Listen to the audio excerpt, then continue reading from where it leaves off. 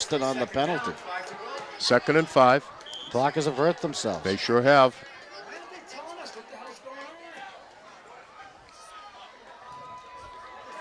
Whoa! As you can see, Blum out, just missed being hammered back there, but throws it out of bounds.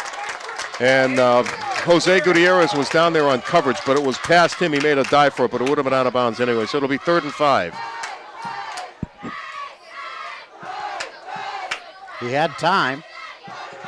He made a nice move. Was that Britton? He made a nice, I don't know, made a nice time move to give himself time, but the pass was to no one. So again, Blum in the backfield with Delario and everyone else split out. Blum to throw. Britton chasing him, chasing, and he throws it incomplete. Good pressure put on by Dave Britton and causing the incomplete pass, so it'll be 4th and 5. It's hard to tell who those passes are even intended for. He's just letting it go. Yeah, that seemed to be just thrown at an open spot in the field with no one there.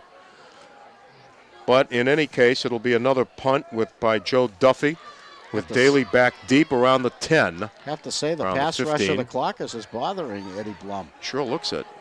Joe Duffy back to punt for the... Low snap. This is going to go Ashland's way. One way or the other, the ball is still loose.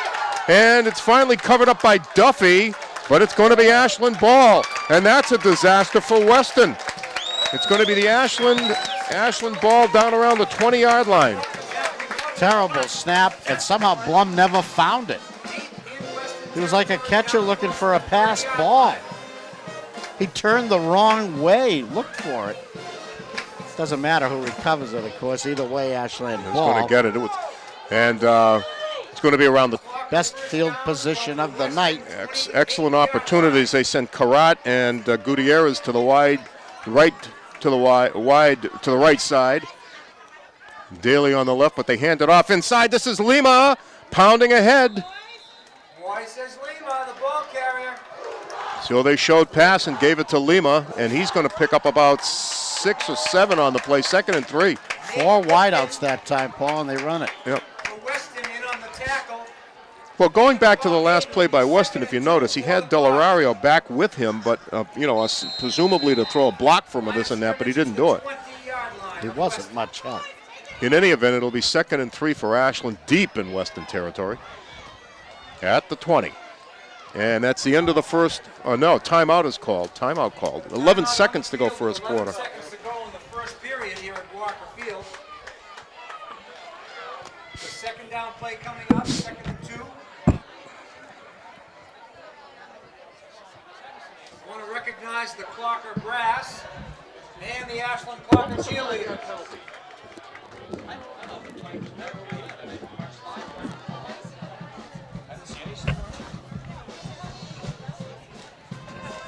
Plus, they actually marched 4 from the line of scrimmage.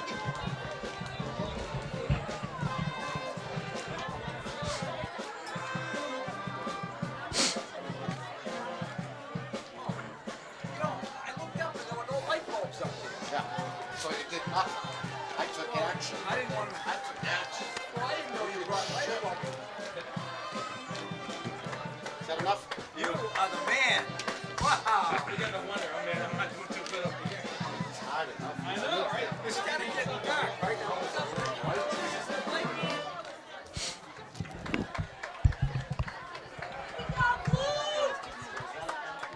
We've got a press box MVP for the night, Bob Thacker.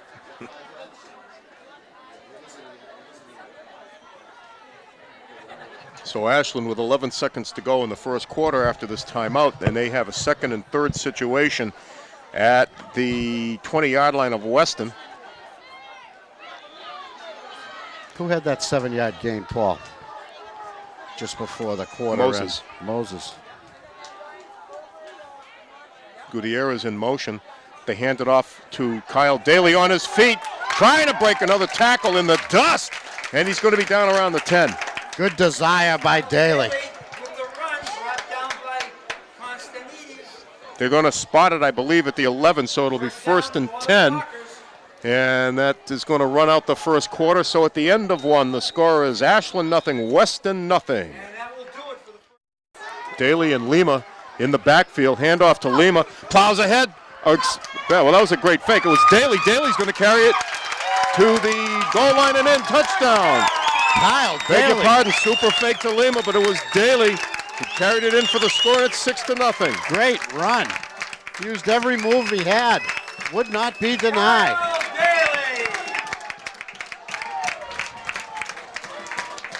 So Kyle Daly makes a statement in his first game as a running back for Ashland High School. Clockers are on the board.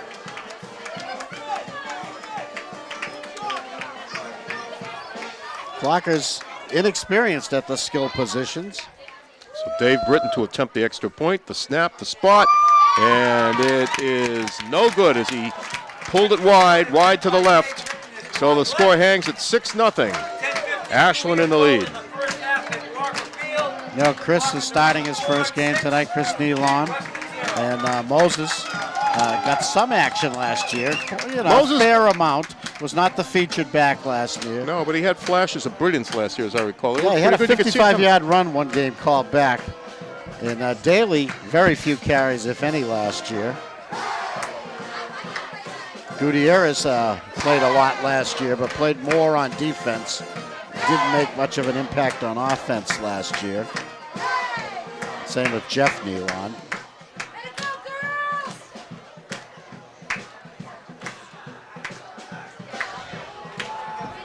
First touchdown of the season goes to Ashland.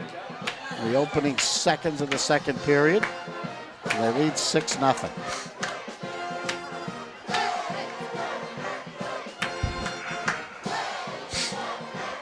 Ashland favoring the low bouncing kick the first time that David Britton kicked off to start the game. Let's see what they do here. Seems like the way to go with the speedy Michael Jackson Diggs ready to uncoil at the first touch of the ball.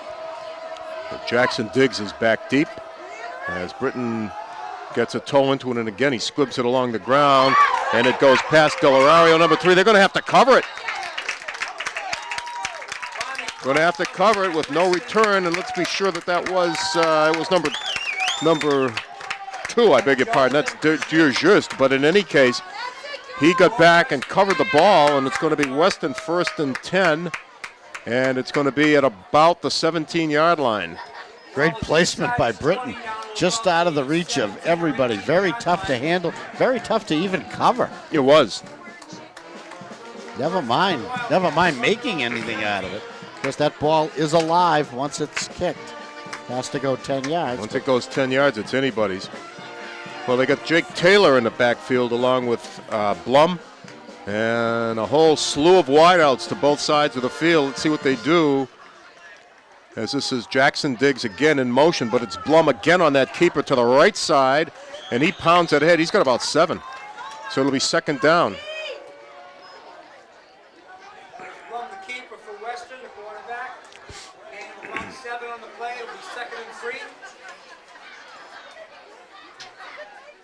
And they come back with essentially the same set once again. Trying to spread out the field, I guess, Paul. They switch. They put Delario in the backfield now with Blum. Who's going to take the snap? Yep, and he is indeed, and he's going to roll and now pitches it back to Blum. Blum has the first down, it looks like, as he's hammered out of bounds just around the 30-yard line, right around his own bench.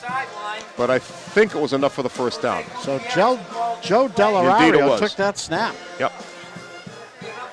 It's a junior, number 3. He was right alongside Eddie Blum. I guess he handed it off to him, right, Paul? He pitched it back to Blum. Yeah. Right. So the Weston coaching staff eager to use Eddie Blum. Snap to Blum, looking to throw, throws it out deep and beyond everybody. The only one near to it, the only person close was Jackson Diggs, who finally fielded it. So that goes for no gain. It'll be 2nd and 10. 2nd and 10 for the Wildcats. Blum 0 for 5 passing and really not close to a completion on any of them. They want to go no huddle. They've just gotten the first down. A little bit of confusion. They needed a timeout. A timeout called. 9:52 to go here in the second quarter. Ashland leading in the football game 6-0. Is that Weston's second timeout? Who called this timeout I down believe, here? I want to say Ashland, but I'm really not sure. Okay. 5 timeouts per team per half. So there's always plenty to go around. Of course, Well, the scoreboard doesn't tell us who's using the timeouts. Well, my immediate impression is that the Ashland offense looks okay, provided they don't kill themselves with penalties. Yeah, Daly. Daly is running like a house afire. He's shown a lot of spirit. He's shown an ability to drag guys along with him, that's for sure. Yeah, he's not easy to bring down. No. Not a big player, listed at 5'9", 150 pounds. So I guess you have to be quick against some of these behemoths. Kyle Smith, 59, anchoring the Clocker defensive line. See if I can tell you who's out there with him. It's first down Weston at their own 27. Again, snap to Blum. And he's still on his feet, and he's going to be very close to a first down. Mike Shayhood, 54, is part of the defensive line. First down. Starting this season. Looks like it is a first down for Weston. Line of scrimmage is the 40.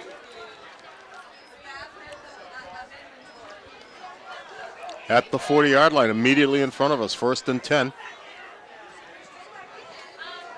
One of the mainstays of the clock is Tom Featherstone. This time they hand it off to Jackson Diggs, who was in motion, but he slipped as he made the cut, actually, and just got back to the line of scrimmage, so it'll be 2nd and 10. That senior Tom Featherstone had a great year last year, not playing tonight due to injury. So Clockers miss him. John Proy's 72, filling in and doing a great job. Again, showing the wides. Let's see what happens. Again in motion, Jackson Diggs. Snap to Blum, hands it off in there to Jake Taylor, and he pounds it for about 3 or 4. So it'll be 3rd down and 6. 3rd and 6.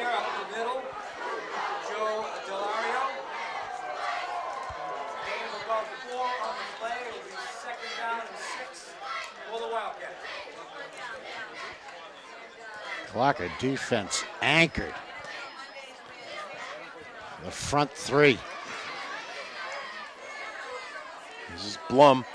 Pitches it back to Delario, and it's on the ground loose. And let's see who's got it. Clockers have it. They recover on what was a muffed lateral. Actually, it was a pitch, but to the backside of the line of scrimmage, which is a lateral.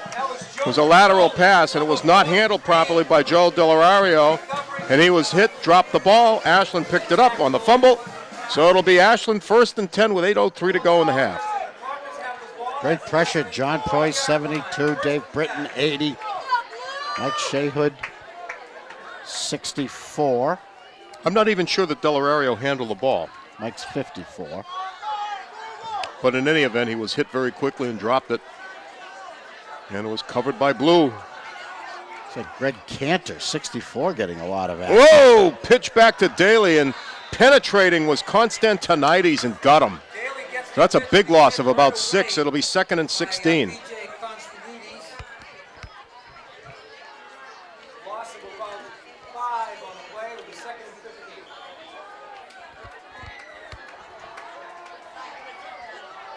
Bad start to this drive. The excitement of the fumble recovery will disappear unless the Clockers get something going in a positive direction right here. 2nd and 15.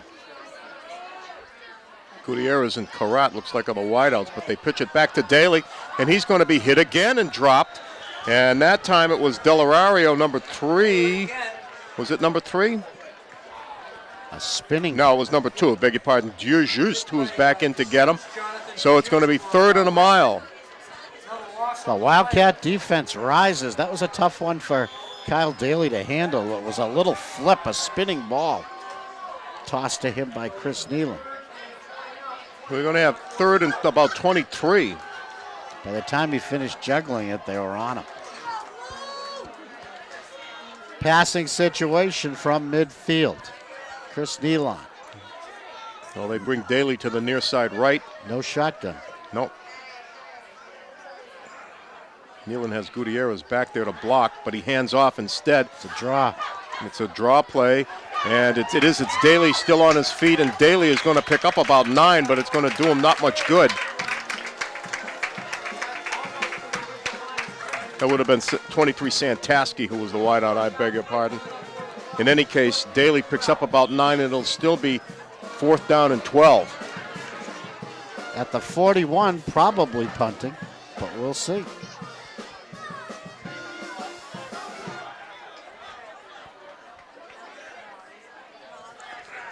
I don't see Moses peeling off. They're going for it. No, Moses is on the sideline.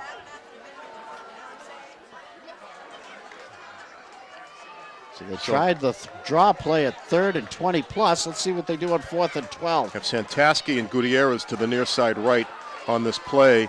Nealon back to throw, has time, launches it, and it's complete to Karat. He's in bounds, has a first down and down the sideline on his feet, and Karat is going to be knocked out at the 3. Oh, terrific pass and run by the Clockers, and it'll be 1st and goal. Chris Nealon's first pass of the 2007 season, complete to Justin Karat, 38 yards. They mark it at the 4. Well, Karat made the catch down around the 20-yard line. He evaded the first would-be tackler and then did a dance. He stayed in bounds by about 6 inches and headed down the sideline and almost got in. In any case, it'll be 1st and goal. 38-yard reception. So it'll be 1st and goal for the Clockers. Big play on 4th and 12. Clockers on the doorstep again. Handoff to Daly, and he's got it. Touchdown.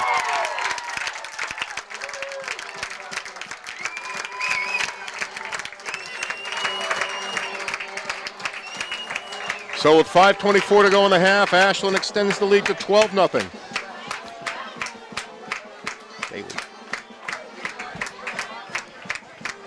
That was a 4-yard run for a touchdown by Kyle Daly.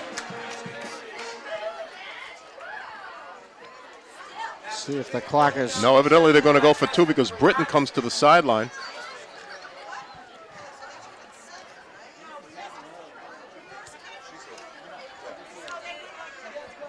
David's offensive position is tight end,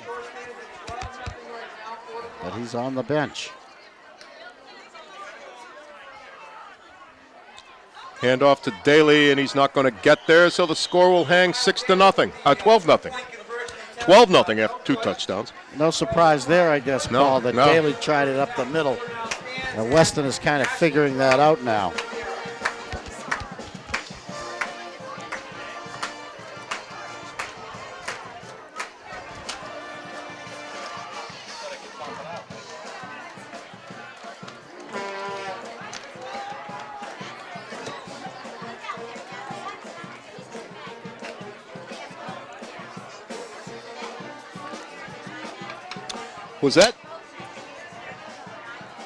Was that Nealon's first completion?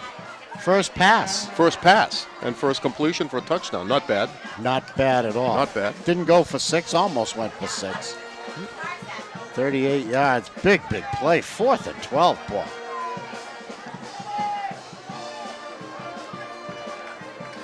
He drilled a bullet to a wide open Karat on the sideline.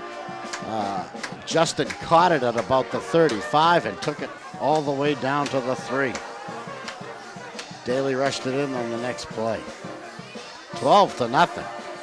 Clocker defense playing well, collecting a turnover that triggered that last touchdown.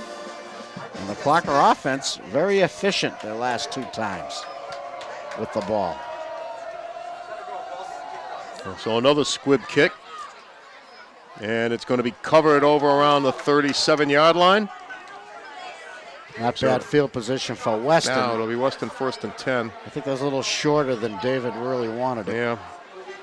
It was almost like an onside kick. I believe it was 32 Nolan New, New, who dropped on it. Kicking from the 40 in high school. And college moved back to the 30 this year, Paul, same as the pros. Good spot, 35.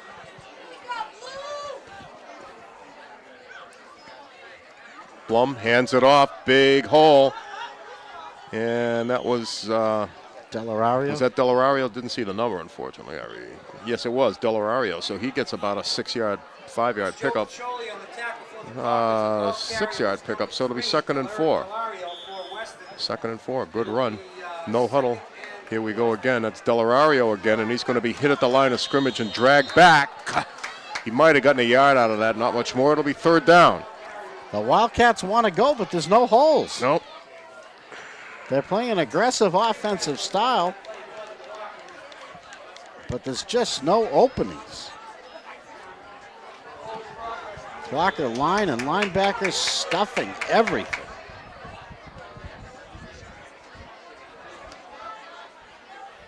Blum rolling to his left, has time, being chased now by Lima. Lima hauls him out of bounds, and I believe it's short, but not by much.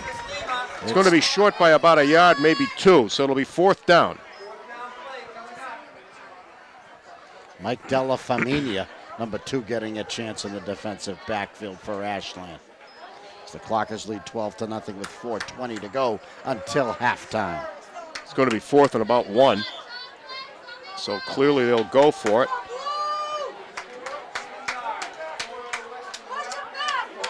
Jackson Vescuso, 21, is into the ball game. They're showing punt, Paul. They're in Oh, they are punt indeed. formation. They're showing punt. Wow. I find that A surprising. fake wouldn't shock me. It's Delario. They want to talk it over. No, Weston calls timeout.